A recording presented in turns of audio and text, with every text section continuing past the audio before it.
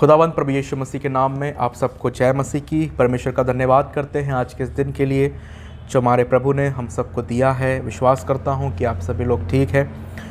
हम परमेश्वर के वचन से एक चरित्र के बारे में सीखेंगे।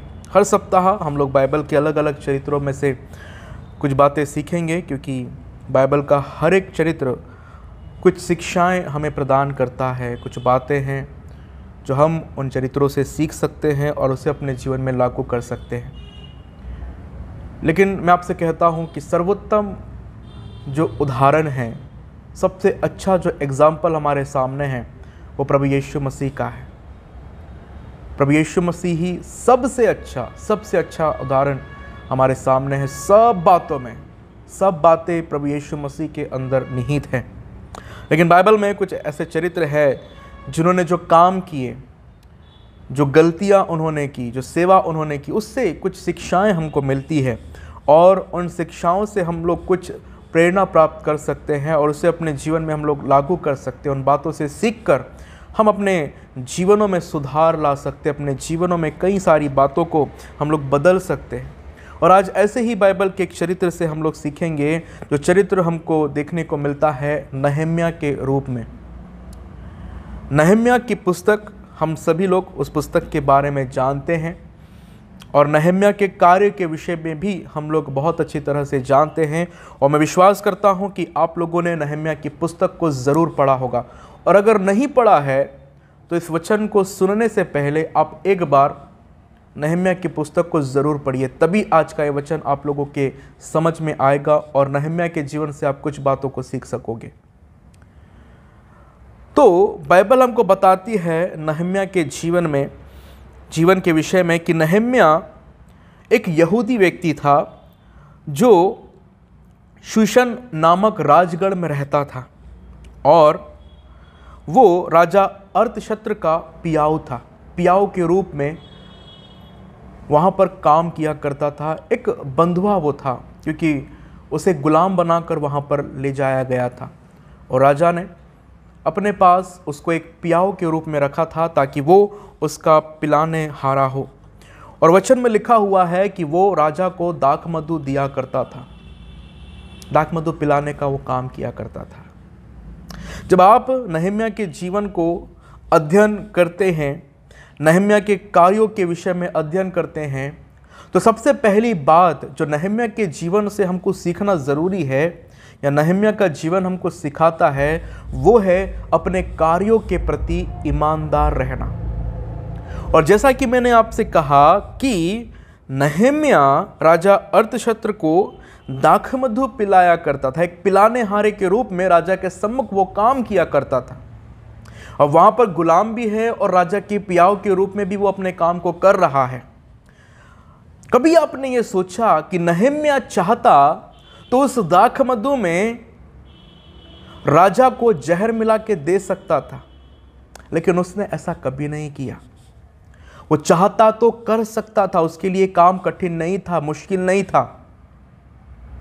वो चाहता तो कर सकता था, लेकिन उसने ऐसा नहीं किया।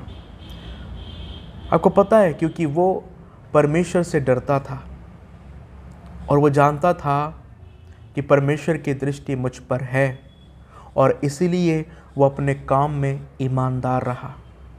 उसने बेईमानी नहीं की। उस समय कई लोग बंधुआई में थे, कई लोग गुलाम थे, और नहम्याह चाहता तो राजा को जहर देकर उसे मार सकता था, खुद भी आज़ाद हो सकता था, और दूसरे लोग जो बंधुआई में थे वो भी आज़ाद हो सकते थे राजा के मरने के कारण।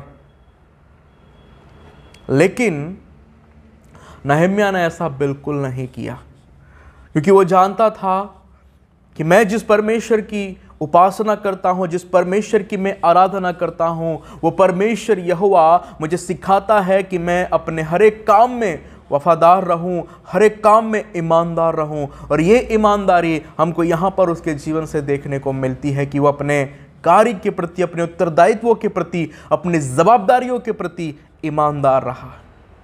क्या हम अपने कामों में ईमानदार हैं? आप सोचिए ज़रा। हम जहाँ जिस क्षेत्र में अपने काम को कर रहे हैं, क्या हम अपने अधिकारियों के प्रति अपने हर एक काम को ईमानदारी से करते हैं, या हम उसमें बेईमानी करते हैं? छोटी छोटी चीज़ें हमारे साथ हो जाती है, कभी कभी उन बातों को हम ध्यान नहीं देते हैं।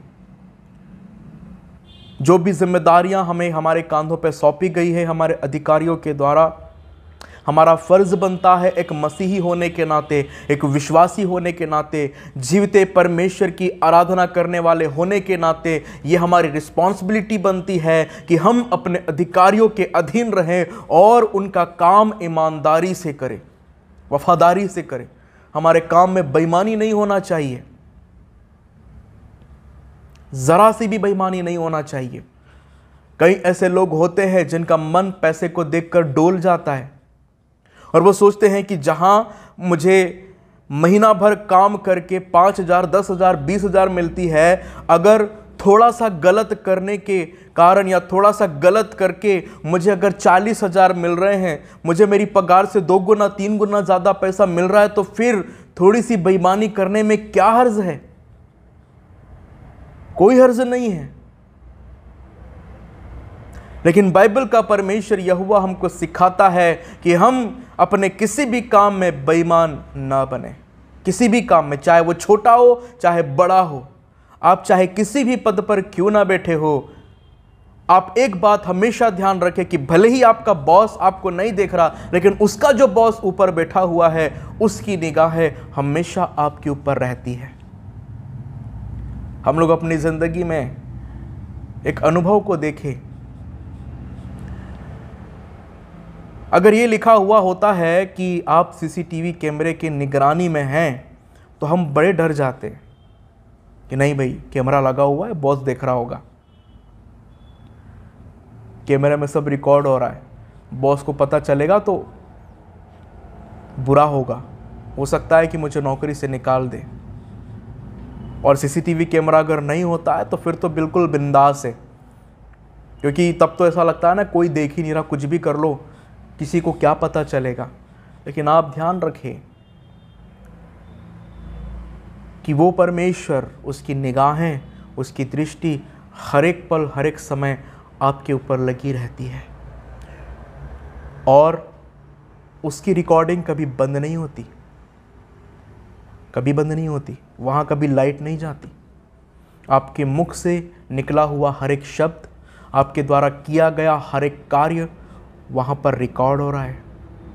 इसलिए ये ध्यान में रखना हमेशा, आप चाहे कहीं भी अपने काम को क्यों ना कर रहे हो, चाहे उजाले में हो चाहे अंधियारे में हो, हमेशा अपने हर एक कार्य के प्रति ईमानदार रहे, वफादार रहे, ये सोचकर कि मेरा परमेश्वर यहोवा मुझको देखता है। दाऊद ने ये क्यों कहा कि अगर आकाश पे चढ़ूं तो तू वहाँ है, अधोलोक में जाऊं तो तू वहाँ है, तेरी आत्मा से भागकर मैं कहाँ जाऊं। हम परमेश्वर से भागकर कहीं नहीं जा सकते। अपने कामों में ईमानदार रहे, बाइबल हमको सिखाती है। और नहम्याह का जीवन एक ईमानदारी से जीने वाला जीवन था। उसने अपने हर एक काम में वफादारी दिखाई। वो राजा का पियाऊ था और जैसा कि मैंने कहा कि उसके पास ये अपॉर्चुनिटी थी, वो चाहता तो दे सकता था जहर राजा को, लेकिन उसने ऐसा नहीं किया। आप में से ऐसे कितने लोग हैं जब आपके राजा या आपके अधिकारी आपसे अगर ज़्यादा काम कराए, आपसे अगर ज़्यादा मेहनत करवाए, आपके ऊपर जिम्मेदारियों का, कार्यों का बोझ अगर डाल दे, तो आप में से ऐसे कितने लोग हैं जो कुड़ने लगते हैं अपने अधिकारियों के ऊपर। ऐसे बॉस से तो अच्छा है कि ये मर जाए। सोचते हैं कितना काम कराता है, कितना काम लेता है, तनख्वाह तो देता है 15,000, 10,000 और काम करवाता है 40,000 का। ये सब चीज़ें हमारे जीवन में नहीं होना चाहिए। एक मसीही होने के नाते तो बिल्कुल नहीं। अगर आप प्रभु पर विश्वास करते, अगर आप परमेश्वर का भय मानते हैं, तो ये बातें आपके जीवन में नहीं होना चाहिए। आप जो काम कर रहे हैं ईमानदारी से करिए और ईमानदारी से आपको जितना मिल रहा है, चाहे वो थोड़ा हो चाहे ज़्यादा हो, आप उतना लेकर अपने पास रखिए। लेकिन कभी भी शॉर्टकट अपनाकर या दूसरा रास्ता अपनाकर बेईमानी से धन अर्जित करने की कोशिश ना करें। कभी ना करें ये गलत काम, क्योंकि परमेश्वर ईमानदार लोगों से प्रसन्न होता है। ऐसे लोगों से प्रसन्न होता है जो अपना काम वफादारी से करते हैं। अगर हम इन दुनिया के लोगों के प्रति, इन दुनिया के अधिकारियों के प्रति अगर वफादार नहीं रहे तो उस खुदावंद के प्रति वफादार कैसे रहेंगे? हमने इन लोगों के प्रति अगर अपनी ईमानदारी नहीं दिखाई जिन्हें हम देख रहे हैं, तो हम उस परमेश्वर यहोवा के प्रति अपनी ईमानदारी कैसे दिखाएंगे जिसे हमने कभी देखा ही नहीं है? खुद सोचिए इस बात को। जहां भी हम हैं, जिस भी क्षेत्र में हम अपने काम को कर रहे हैं, चाहे वो कोई सा भी क्षेत्र क्यों ना हो, चाहे छोटा हो चाहे बड़ा हो, जो भी जिम्मेदारियां आपको दी जाती है, जो भी काम आपको दिया जाता है, आप उसे ईमानदारी से करें। परमेश्वर आपसे प्रसन्न होगा और इसका प्रतिफल आपको ज़रूर परमेश्वर देगा, क्योंकि वचन में लिखा हुआ है कि प्रभु में किया गया आपका कोई भी परिश्रम व्यर्थ नहीं जाता। अगर आप ईमानदारी से मेहनत करते हैं, परमेश्वर उसका फल आपको ज़रूर देगा, परमेश्वर देगा और वह ज़रूर देगा। दूसरी एक और बात जो नहम्याह के जीवन से हमको सीखना है, जो बहुत महत्वपूर्ण है हर एक विश्वासी के लिए। नहम्याह एक साधारण व्यक्ति था। कोई मंदिर की सेवा करने वाले गोत्र से वो नहीं आता था, न वो याजक था, न महायाजक था, न फरीसी था, न कुछ था। लेकिन बाइबल हमको यह बताती है, जब उसके पहले अध्याय को आप लोग पढ़ेंगे तो आप लोग पाएंगे कि जब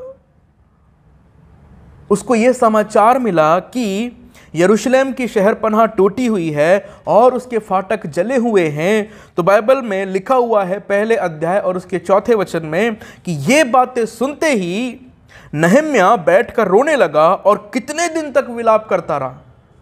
जैसे ही उसके कानों में यह समाचार मिला कि यरूशलेम की शहरपनाह टूटी हुई है और उसके फाटक जले हुए हैं, तो इस खबर को सुनकर उसका दिल दुख से भर गया। और वचन में लिखा हुआ है कि परमेश्वर यहोवा के नगर का यह हाल सुनकर वो विलाप करने लगा और कई दिन तक विलाप करता रहा, कई दिन तक वो रोता रहा, कई दिन तक। क्यों? क्योंकि उसके मन में परमेश्वर यहोवा के नगर के प्रति एक चिंता थी। वो चाहता था कि परमेश्वर यहोवा का नगर जो इतना बेहाल हुआ जाता है, उसको कोई तो सुधारे, कोई तो उसको फिर से बहाल करे। और इन बातों को सोच सोच कर वो विलाप कर करके रोने लगा। एक चिंता थी उसको परमेश्वर के नगर की। और ये बात हमको सिखाती है कि क्या हमें परमेश्वर की कलीसिया की चिंता है? क्या हम अपने मन में परमेश्वर की इस कलीसिया के, जिस भी कलीसिया के हम सदस्य हैं, उस कलीसिया का बोझ हम अपने कांधों पर लेकर चलते हैं क्या? हम सारा बोझ सिर्फ पास्टर के कांधों पर डाल देते हैं कि सिर्फ पास्टर करेगा। हमने कलीसिया में पास्टर ठहराया है, पास्टर सब देखेगा, पास्टर कलीसिया को चलाएगा, पास्टर कलीसिया के लोगों को देखेगा, जो नहीं आ रहे उनको पास्टर लेकर आएगा, जो गलत कर रहे हैं उनको पास्टर देखेगा। सब सारा बोझ हम पास्टर के ऊपर, सब पास्टर करेगा। पास्टर करता भी है क्योंकि उसकी जिम्मेदारी है कि उसकी भेड़ें नाश ना हो, ये उसकी जिम्मेदारी है और वो करता है। लेकिन क्या आप करते हैं? मैं कह रहा हूं कि नहम्याह कोई याजक नहीं था, वो सिर्फ एक साधारण सा यहूदी था। और एक साधारण यहूदी होने के बाद भी लिखा हुआ है कि जैसे ही उसको यह समाचार मिला कि यरूशलेम जो परमेश्वर का नगर कहलाया जाता है, उसकी शहरपनाह टूटी हुई है, उसके फाटक जले हुए हैं, तो वो रोने लगा। बिलक बिलक कर कई दिनों तक वो परमेश्वर के सम्मुख रोता रहा। क्या आप अपनी कलीसिया में जब किसी बुराई को देखते हैं, या जब आप अपनी कलीसिया में देखते हैं कि हमारी कलीसिया बिखर रही है, हमारी कलीसिया में लोगों के मनों में प्रेम नहीं है, हमारी कलीसिया में लोग एक दूसरे से मनमुटाव रखते हैं, क्या इन सब बातों को देखकर कभी आपके मन में यह चिंता आई कि इससे पहले कि हमारी ये कलीसिया नष्ट हो जाए, हमें इस कलीसिया के सुधार के लिए परमेश्वर के सम्मुख प्रार्थना करना है? क्या कभी यह बोझ आपकी जिंदगी में आया कि मैं अपनी कलीसिया को बर्बाद होने से बचाने के लिए परमेश्वर के सम्मुख प्रार्थना करूंगा या करूंगी, और प्रभु से कहूंगी कि प्रभु इन लोगों को जो बुराइयां इन्होंने तेरे विरुद्ध की है उनसे तू क्षमा कर। क्या हमारे मन में उस कलीसिया के प्रति, जिस कलीसिया में हम जाते हैं, कोई चिंता है? सिर्फ आना, वचन सुनना, बैठना, दान देना, चले जाना, यही एक विश्वासी का काम नहीं है कि हर संडे बस चर्च आए, वचन सुना, दान दिया, चले गए, उसके बाद पास्टर सब कुछ देखे। सिर्फ इतना ही काम नहीं है एक विश्वासी होने के नाते। आप जिस भी कलीसिया के सदस्य हो, आपकी रिस्पॉन्सिबिलिटी बनती है कि आप उस कलीसिया की चिंता करें कि उस कलीसिया में कोई दुखी तो नहीं है, कि उस कलीसिया में कोई अस्वस्थ या बीमार तो नहीं है, या उस कलीसिया में कोई ऐसा तो नहीं है जो गलत राहों पर जा रहा है। यह आपकी रिस्पॉन्सिबिलिटी बनती है। कलीसिया के हर एक परिवार, हर एक सदस्य की जिम्मेदारी बनती है कि वो परमेश्वर की देह की चिंता करे। प्रभु कलीसिया का सिर है, प्रभु यीशु मसीह कलीसिया का सिर है और हम उसकी देह है, हम उसकी देह के अलग अलग अंग है। और ये हमारी जिम्मेदारी बनती है कि हम प्रभु की देह की केयर करें, उसकी देखभाल करें। अगर कोई प्रभु की देह को नुकसान पहुंचा रहा है या प्रभु की देह को कोई नुकसान पहुंच चुका है, तो यह हमारी जिम्मेदारी बनती है कि हम उसके लिए काम करें, उसके लिए परिश्रम करें, उसके लिए परमेश्वर के सम्मुख जाएं। सिर्फ पास्टर ना करें, खुद भी कुछ करने की कोशिश करें, क्योंकि परमेश्वर ने सिर्फ पास्टर के ऊपर नहीं, लेकिन आपके ऊपर भी ये जिम्मेदारी का बोझ डाला है कि आप भी अपनी कलीसिया के लिए कुछ करें। सिर्फ दान देना ही पर्याप्त नहीं है। क्या आप अपनी कलीसिया के दुखी लोगों के लिए बोझ के साथ परमेश्वर से प्रार्थना करते हैं? क्या आप अपनी कलीसिया के जरूरतमंद लोगों के लिए बोझ के साथ परमेश्वर से प्रार्थना करते हैं या उनकी मदद करते हैं? क्या आप बोझ के साथ उन लोगों के लिए प्रार्थना करते हैं, परमेश्वर के सम्मुख जाकर रोते हैं कि जो लोग पाप कर रहे, बुराई में हैं, गलत कामों में हैं?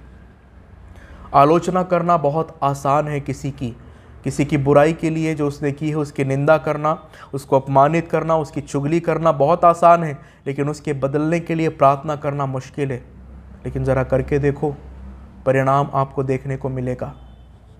आलोचना करने से अच्छा है प्रार्थना करो, निंदा करने से अच्छा है प्रार्थना करो बोझ के साथ, क्योंकि परमेश्वर ने ये जिम्मेदारी न सिर्फ पास्टर को लेकिन आपको भी दी है। और नहम्या ऐसा ही था, वो चिंता करने वाला व्यक्ति था परमेश्वर के नगर की। उसके अंदर बहुत दुख उसको महसूस हुआ जब उसने सुना कि परमेश्वर यहोवा के नगर की शहरपनाह टूटी हुई और उसके फाटक जले हुए हैं। हमारी कलीसिया, बहुत सी ऐसी कलीसियाएं हैं जिनकी आज बहुत बड़ी दुर्गति है, बहुत बड़ी दुर्दशा है। क्या कलीसिया के लोगों में, उनकी कलीसिया के उस बेहाल होने के कारण एक चिंता उनके मन में आई है कि नहीं, मैं परमेश्वर के सम्मुख जाकर प्रभु से प्रार्थना करूंगा और मुझसे जो हो सकेगा मैं वो करूंगा या करूंगी? क्या ये बोझ आपकी ज़िंदगी में कभी आया है? इसके ऊपर जरा विचार कीजिए। नहम्या को जब ये समाचार मिला तुरंत वो रोने लगा। क्या हम ऐसा करते हैं जब हमें ये समाचार मिलता है कि हमारी कलीसिया में कुछ तो गड़बड़ है, कुछ ऐसी बात है जो हमारी कलीसिया को अंदर ही अंदर खा जा रही? क्या उसके लिए हम लोग प्रार्थना करने के लिए बोझ के साथ परमेश्वर के सम्मुख आते हैं? इस पर विचार कीजिए। तीसरी और महत्वपूर्ण बात जो नहम्या के जीवन से हमें सीखना है, आपको पता है कि जब नहम्या को यह समाचार मिला तो बाइबल हमको यह बताती है कि वो इससे पहले कि राजा के पास जाता, वचन में लिखा हुआ है कि वो परमेश्वर के सम्मुख न सिर्फ रोता है लेकिन प्रार्थना करता है, प्रार्थना करने लगता है। वो न सिर्फ चिंता करने वाला था लेकिन वो प्रार्थना करने वाला भी था। परमेश्वर यहोवा का वचन हमको यह बताता है कि वो हमारा पथ प्रदर्शक है, वो हमारा मार्गदर्शन करने वाला है। परमेश्वर ने लाल समुद्र में रास्ता बनाया बड़ी आसानी से और अपने लोगों को मिस्र की गुलामी में से आज़ाद किया। और वो घटना जो निर्गमन में हुई लाल समुद्र को दो भाग करके, उसे हम अच्छी तरह से जानते हैं। परमेश्वर यहोवा इजराइलियों के आगे आगे चला। आग का खंबा बन के, बादल का खंबा बन के परमेश्वर ने इजराइलियों को अगुवाई की। अपनी उपस्थिति परमेश्वर ने हर समय उनके साथ बनाए रखी।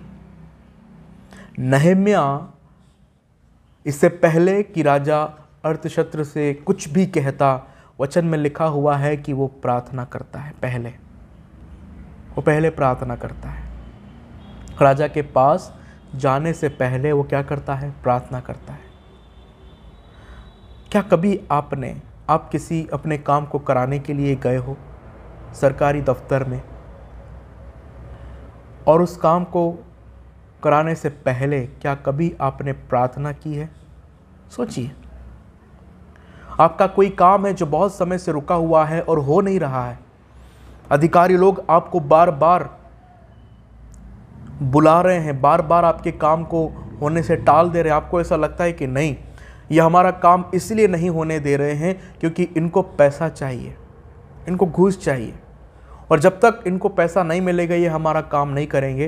तो अच्छा है कि भैया अपना काम हमें कराना है तो क्या कर लो, पैसा दे दो। 1000, 2000, 10,000, 5,000 जाएंगे चलेगा, लेकिन अपना काम हो जाना चाहिए। ये हम लोग सोचते हैं, लेकिन क्या कभी हम उस काम को कराने से पहले जो काफ़ी समय से हमारा रुका हुआ है, हो नहीं रहा है, हम लोग कभी घुटने पे आकर प्रभु के सम्मुख प्रार्थना करने बैठते हैं कि प्रभु तो इस काम को कराने में हमारी सहायता कर? क्या कभी ये बोझ हमारी ज़िंदगी में आया इस तरह से कि इससे पहले कि मैं इस काम को कराने के लिए निकलूं, इससे पहले कि मैं इस काम को कराने के लिए किसी अधिकारी के पास जाऊं, मैं उस अधिकारी के लिए प्रार्थना करूंगा ताकि परमेश्वर उसके मन में काम करे और वो मेरा काम कर दे? क्या कभी आपने ऐसी चीजें अपने जीवन में की हैं? ये मेरा अनुभव है। मैं आपको बताता हूं, एक दिन जब हम लोग मेरी पत्नी के ससुराल में गए, वहां पर उसके बैंक में उसका एड्रेस हमको चेंज करवाना था, मोबाइल नंबर हमको चेंज करवाना था। हम लोग प्रार्थना पूर्वक अपने घर से निकले और प्रभु से कहा कि प्रभु हमारा ये काम हो जाना चाहिए। प्रार्थना के साथ हम लोग अपने घर से निकले, और हमारे जीवन की एक गवाही है कि जब हम बैंक में उस मैडम के पास पहुंचे जो ये सारा काम कर रही थी, हमने महसूस किया कि अदर लोग जो वहां पर खड़े हुए थे उन लोगों के प्रति मैडम का रवैया कुछ और था, और लेकिन हमारे लिए जो हम अपना काम कराने के लिए वहां गए थे उनका रवैया कुछ और था, उनका अभाव कुछ और था हमारे प्रति। और ये चीज हमने बाद में नोटिस की, जब हम लोग वहां से निकल गए, हमने देखा कि जो दूसरे लोग वहां पर आ रहे थे मैडम के सामने पूछने के लिए, अपना काम कराने के लिए, मैडम उनको डांट के बोल रही थी, चिल्ला के बोल रही थी। लेकिन जब हम मैडम से कुछ पूछते थे, मैडम बड़े अच्छे से हमसे प्रेम से बातें करके हमको बताती थी कि नहीं ऐसा नहीं, ऐसा करो, ऐसा फॉर्म भरो, यहां पर ये लिखो, यहां पर वो लिखो। हमने महसूस किया कि परमेश्वर किस तरह से हमारे लिए रास्ते बनाता है। जब हम प्रार्थना पूर्वक किसी काम को करने के लिए जाते हैं, रास्ते बनाने वाला परमेश्वर है, वो हमारे लिए सीधे रास्ते बनाता है। ये हमारे जीवन का अनुभव है। और अगर आप भी प्रार्थना पूर्वक अपने किसी काम को कराने के लिए जाएंगे, ये गवाहियां आपकी भी होगी कि परमेश्वर ने किस तरह से आपके जीवन में रास्तों को बनाया और आपके काम को पूरा किया। ये गवाहियां आपकी होगी तब जब आप प्रार्थना पूर्वक अपने किसी काम को करोगे, तभी ही होगा। प्रार्थना जरूरी है किसी भी काम को शुरू करने से पहले। और नहम्या ने क्या किया? देखिए, नहम्या ने न सिर्फ मध्यस्थता की प्रार्थना की, 11 बार उसने मध्यस्थता की प्रार्थना की है। 11 बार इजराइलियों के लिए परमेश्वर के सम्मुख गया, इजराइलियों की मध्यस्थता करने के लिए परमेश्वर के सम्मुख गया, परमेश्वर से प्रार्थना किया। और वचन में लिखा हुआ है, जब 1 अध्याय और उसके 11 वचन को आप लोग पढ़ोगे तो लिखा हुआ है कि हे प्रभु, विनती यह है कि तू अपने दास की प्रार्थना पर और अपने उन दासों की प्रार्थना पर जो तेरे नाम का भय मानना चाहते हैं कान लगा, और आज अपने दास का काम सफल कर। क्या प्रार्थना करता है? कि आज अपने दास का काम सफल कर।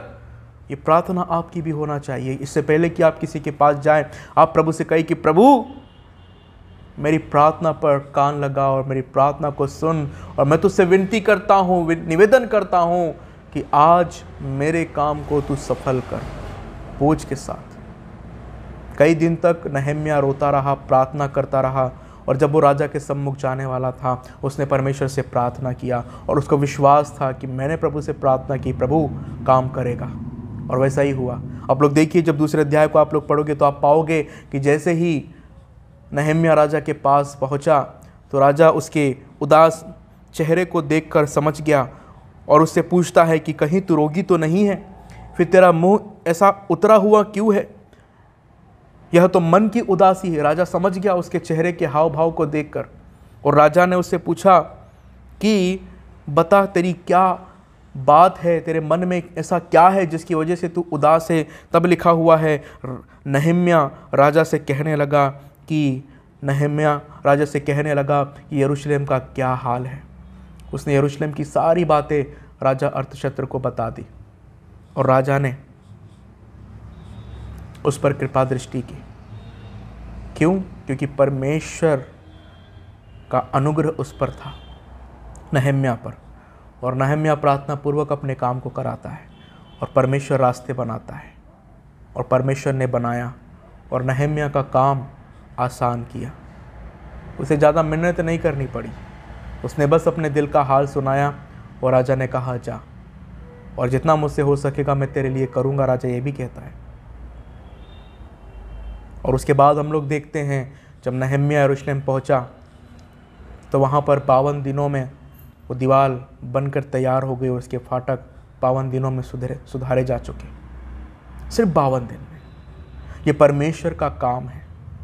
वहाँ पर उसको विरोध का सामना भी करना पड़ा, कई लोगों ने उसका विरोध किया, कई लोगों ने उसके काम को रोकने की कोशिश की, लेकिन तब भी उसने प्रार्थना किया। जब हम किसी काम के लिए निकलते हैं, रुकावटें आती हैं, परेशानियां पैदा होती हैं, मुसीबतें आती हैं, कई लोग होंगे जो हमारे काम को रोकने की कोशिश करेंगे, ये भी हमें ध्यान में रखना है।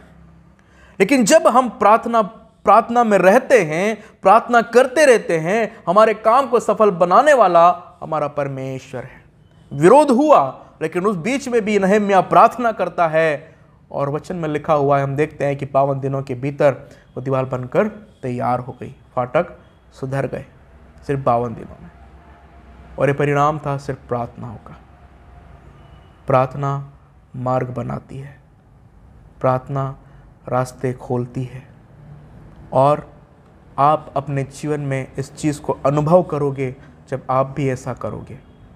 आप महसूस करोगे कि सच में परमेश्वर किस तरह से अपने लोगों की अगुवाई करता है। और जैसा कि मैंने बताया कि परमेश्वर ने इजराइलियों के लाल समुद्र को 2 भाग कर दिया इजराइलियों के लिए। परमेश्वर के लिए कुछ भी असंभव नहीं है, कुछ भी कठिन नहीं है। परमेश्वर आपके लिए इससे भी बड़े बड़े आश्चर्य कर्म करने की सामर्थ्य रखता है आपके लिए। वो आपका परमेश्वर, मेरा परमेश्वर जीविता खुदा है, वो कुछ भी कर सकता है आपके और मेरे लिए। लेकिन हमें उससे प्रार्थना करना ज़रूरी है, और जब हम प्रार्थना करते हैं तब आप परमेश्वर की सामर्थ्य को अपने जीवन में काम करते हुए देखोगे। नहम्याह ने देखा, और उसकी एक गवाही है, उसका ये परिणाम हुआ कि यरूशलेम की जो दीवार थी और उसके जो फाटक थे वो 52 दिन में ठीक हो गए, सुधर गए। ये परमेश्वर का काम है। तो ये 3 बातें आप अपने जीवन में नहम्याह के जीवन से हमेशा स्मरण रखिएगा, ध्यान रखिएगा कि नहम्याह एक ईमानदार व्यक्ति था। वैसे ही आपको भी अपनी ज़िंदगी में ईमानदार होना ज़रूरी है। हर एक काम में अपनी जिम्मेदारियों के प्रति, अपने कार्यों, उत्तरदायित्वों के प्रति, और जो भी आपको सौंपा गया है उसके प्रति आप ईमानदार रहें। बेईमानी से कुछ भी ना करें। दूसरी चीज़, अपनी कलीसिया के प्रति चिंता करना है। आपको चिंता करना है अपनी कलीसिया के प्रति। जिस भी कलीसिया के आप सदस्य हैं, उस कलीसिया के बारे में आप चिंता करें। एक दूसरे के प्रति, दुखी लोगों के प्रति, वो लोग जो मुसीबत में हैं उनके प्रति आप सोचिए, विचार कीजिए, उनके लिए कुछ कीजिए। प्रार्थना तो कीजिए ही कीजिए, लेकिन जो आपसे हो सके उनके लिए आप कीजिए। और तीसरी और महत्वपूर्ण बात, हर एक काम को शुरू करने से पहले प्रार्थना करें। तब देखिए कि परमेश्वर आपके लिए कैसे रास्ते बनाता है। नहम्याह एक प्रार्थना करने वाला व्यक्ति था, और आपको भी ऐसा ही करना है, क्योंकि प्रार्थना रास्ते बनाती है। परमेश्वर इन वचनों के द्वारा हम सबको आशीष दे। मैं विश्वास करता हूँ कि नहम्याह का जीवन आपके लिए प्रेरणादायक और आशीषमय रहा होगा। परमेश्वर आप सबकी सहायता करे। आप सबको जय मसीह की।